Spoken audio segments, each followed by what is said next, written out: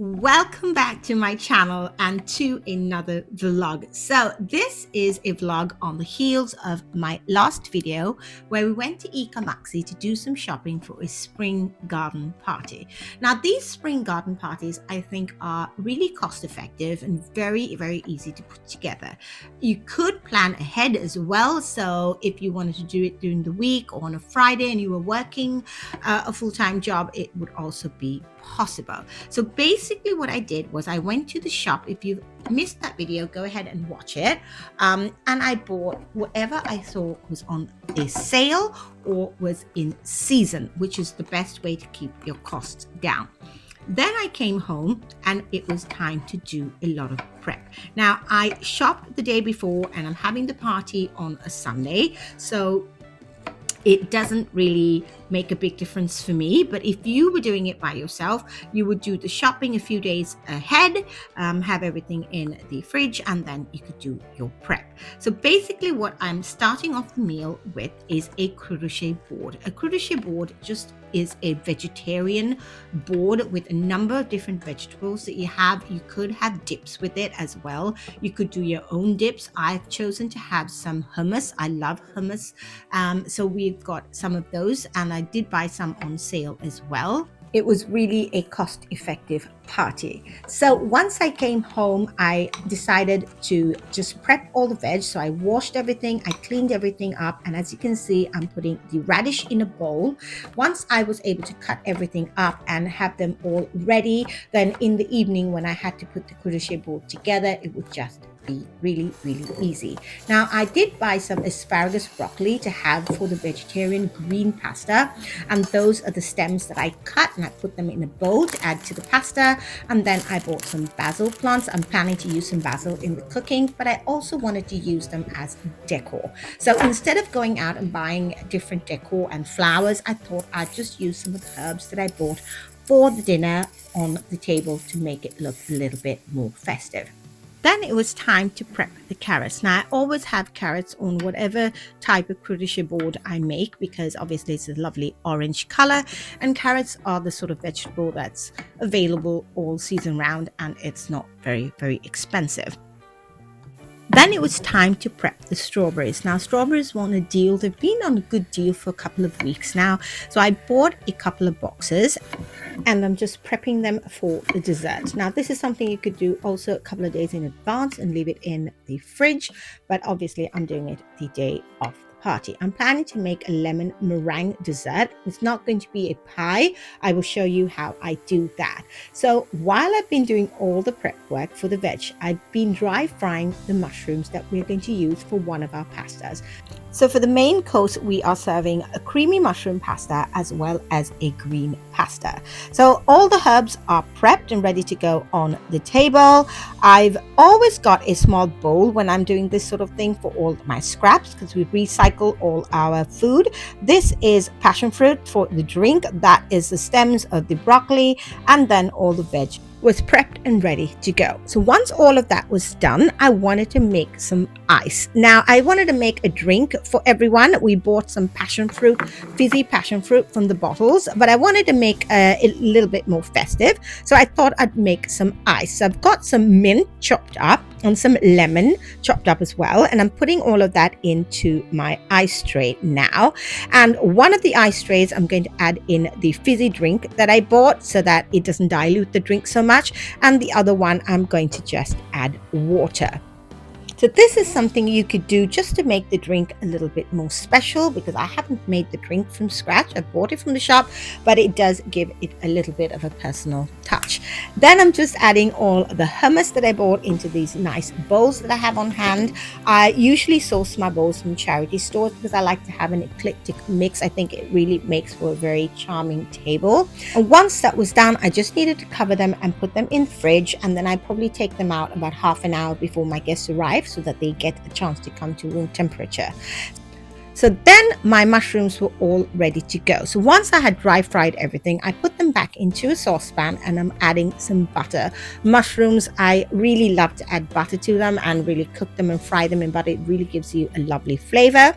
Once that was done, I just added in some salt, a good pinch of salt. You want to salt your food really well because that's what gives it so much taste, and some pepper, and then I'm just adding in some cream. Now I think I added in about 4 deciliters of cream. I don't have a specific recipe for this mushroom pasta. It is a recipe that I have sort of created from a recipe that I got from a friend of mine. So Emil, thank you for the soup recipe, which I've just turned into a pasta recipe. So I've just got cream, dry fried mushrooms, salt and pepper and butter, and I'm just going to give all of it a mix and let it sit there and do its thing for about half an hour. So while this is cooking away, I'm going to start the prep on the desserts. Now, for the dessert, I'm making a sort of broken down version of a lemon meringue pie because I'm making individual pots for each person. I usually make a large pie, but I thought it would be just too big for all of us. We're just 6 adults. So I thought I'd just make individual ones, which would work really, really well. So what I did was I bought some store-bought meringues and then I crushed them in. As you can see, I used a long chopstick I had, and in hindsight, I should just really crush it with my hands, which is what I did a little later on.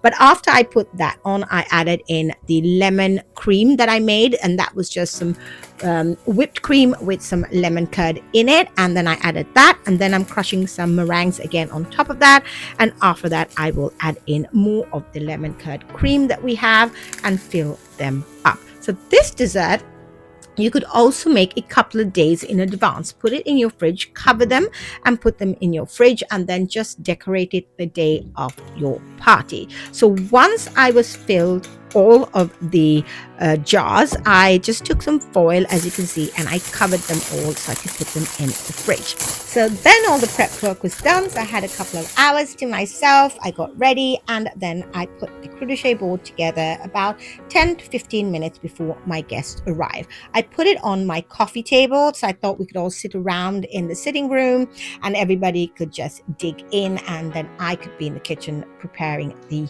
pastas. So the mushroom pasta was very easy. I just had to put the pasta on and mix everything together. You will see that in a little bit. But as you can see, the crochet board is really, really easy to put together. It's so colorful and so inviting. We had 3 different types of hummus. I had a bowl of nuts out and as well as a bowl of spicy olives. So that was a really hit. And then I just made a lettuce salad with some tomatoes that I had left over from the crochet board. Once all that was set up, the table was looking really, really lovely. I love to use green this time of the year on the table because it keeps everything looking really, really fresh and festive. So I'm going to start making the green pasta. I just added in some olive oil, and while that's heating up, I'm making the dressing for the salad. So basically, I've just got some apple cider vinegar, some olive oil, salt and pepper, and I love to add mustard into my dressings. It gives it a sort of a depth and a real lovely flavor. You can use Dijon mustard. I'm using a Swedish mustard here, a grainy mustard that we have. And once all of that was mixed and ready and the oil was heated up, I added in some sliced garlic. Now for this green recipe, I followed Gordon Ramsay, and he recommends slicing the garlic when you put it into the olive oil. It infuses the olive oil and it stops the garlic from burning because they are big slices. Once that was done, I added in the stems. Now these were my version on his green pasta. He used kale. I'm using broccoli instead. So these stems I thought was really nice to add in. They gave it a lot of flavor. Once all of that was softened, I added in some green peas. They were frozen. It was really easy. It's what I had on hand. And then I just cooked it all up till it's softened. Once it was softened, I added in some pepper and some salt. And once everything was seasoned well and cooked, it was just time to add it into the blender and just give it a good mix. Once it was all mixed, you can see it's this vibrant green color, which is really great. I added in the asparagus broccoli into some hot water, and I just covered it with a plate. I didn't want it to get overcooked, and then I just fried them very slightly in a pan. Once everything was done, we could just sit down. I wanted to show you an overview of the table before we sat. I had some lemons over, I added to the table. Then it was time to take out the ice. It turned out really great. I had a glass bowl that I put in to the freezer as well to keep the ice really iced. Then it was time to serve up the mushroom pasta and this delicious green pasta. I'd made this the first time I'd made this. It was so good. It's definitely something I'm going to be making again and again. Once everything was done, we went upstairs, which is why we are all here. We wanted to watch the animated Lord of the Rings movie that had come out. So we all had our dessert upstairs, and I took over the leftover crochet board. So thank you so much for joining me. I hope this gave you some ideas and inspiration. Do subscribe to my channel if you like these sort of videos. I host a lot in my home. So with all that said, thank you so much for being here, and I will see you next time. Bye-bye.